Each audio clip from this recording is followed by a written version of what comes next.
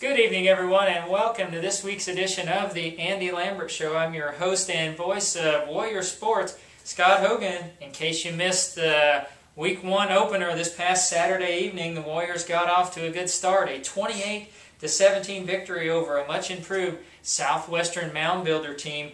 We'll have much more on that here in just a few moments. For Bethel, and Coach, this past Saturday, I think one of the best ways to describe the win during that game was an all-around team effort. We saw the offense take advantage of field position that was set up for them by either the defense, and special teams was tremendous on Saturday. We'll talk about a couple of specific plays a little bit better on, but definitely an all-around team win.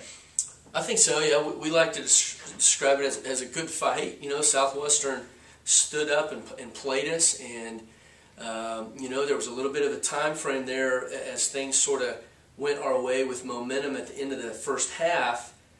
Coming back out to open the second half, they really stood up and made a good game of it. And so, I think hats off to them. And that's something that we talk to our team a lot about is, teams are going to play you. And so if you get into a tough scrap, whether it's in the middle of the first quarter or the middle of the fourth, don't be surprised. Don't let that sap your energy or your momentum or take away from your willingness to compete. Just actually let that sort of drive you to new levels. And I think that's what we experienced a little bit on Saturday.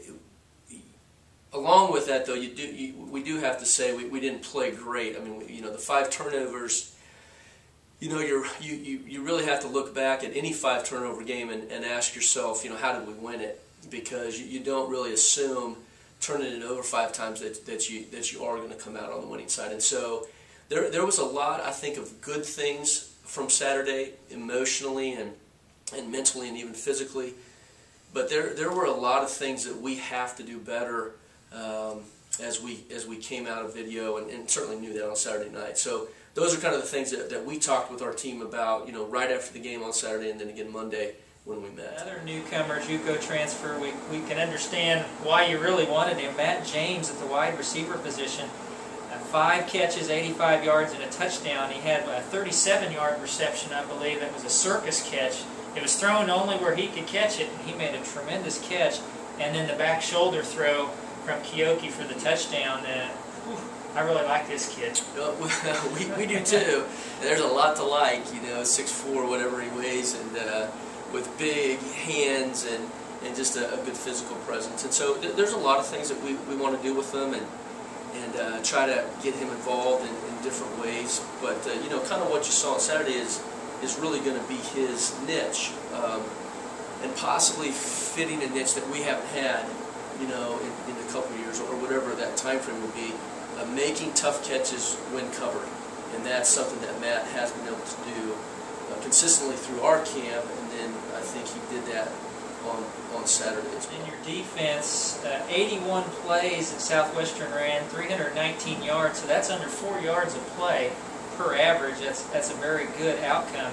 You forced 3 interceptions, and Corey Dunbar, that switch from wide receiver to D-back sure has fit well with him. He had a couple of great hits and 2 interceptions, and he got great pressure on Barrett, who's 13 out of 35 for 132 yards, and those 3 interceptions. So a pretty good game for your defense once again. I think they played well. Again, we're young, and there's a lot that we have to continue to improve to be the kind of defense that we think we can be. It sort of got flipped a little bit on Saturday in that we want to force teams to have to throw.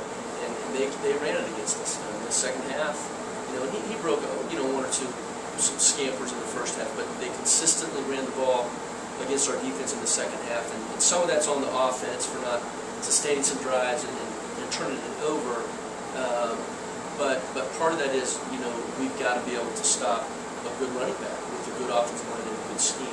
And I think that's where we need to go now in the next week or 2 or 3 or 4, whatever time frame that is, for us to be the kind of defense we will be. This week, your non-conference opponent is the same one a year ago. The Peru State Bobcats come in at 0-3. They lost last week 27-7 to Buena Vista. Their 2 previous losses a 13-7 loss to Concordia, and a triple overtime marathon loss to a pretty good Jamestown team, 56-54. I guess what that leads me to is 0-3, pretty misleading about this team coming in Saturday. Sure, and that's why we don't even look at the record. I wouldn't even know what the record was, to be honest with you. We had video from last week, and I did know that they had played Concordia the week before, and Jamestown, but obviously every week is different. We realized that last week they had some guys that didn't play, we think because of injury, and those starters we anticipate will be fully back this week playing, and so you can never take record as an indicator for how a game may go, a future game may go, or speculate on what kind of opponent they will be based upon their record. And I'm preaching to the choir. We talk about that all the time. And so we're just playing. We're playing Peru State this week, and we're both 0-0, and so we have to do really a better job preparing for them than we did for Southwestern. And we're going to try to do that. One of the reasons this team, I think, is going to improve throughout the year, they have a senior quarterback, same guy we faced last year, Curtis Thompson. Again, we're used to this, 6'2", 205. He's averaging 224 yards per game. He's got 7 touchdowns and 4 interceptions on the season. I think one of the best ways I would describe him is a smart veteran leader of this Peru State team.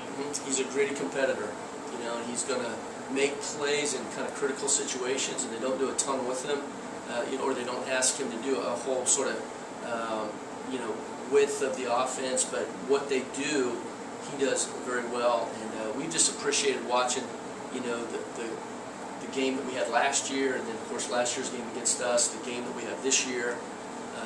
He's just a tough, hard-nosed competitor. And then to our broken record part, the wide receivers, once again, they'll bring in a couple of 6'3" guys. Quentin Edelman is a junior. Actually, both these guys are juniors.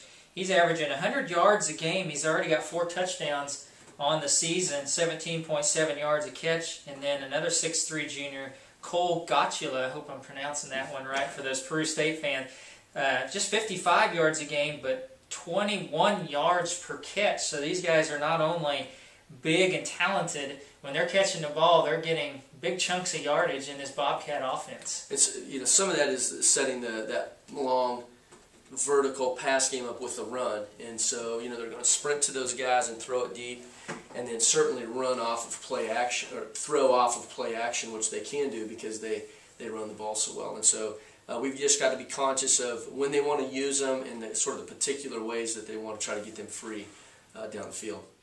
And this Bobcat defense has given up 182 on the ground, 186 through the air, so pretty balanced what teams are doing against them. One of their best defensive players is a defensive back named Wade Harrelson. He's a junior, 5'10", 180. He's leading the team in tackles with 26.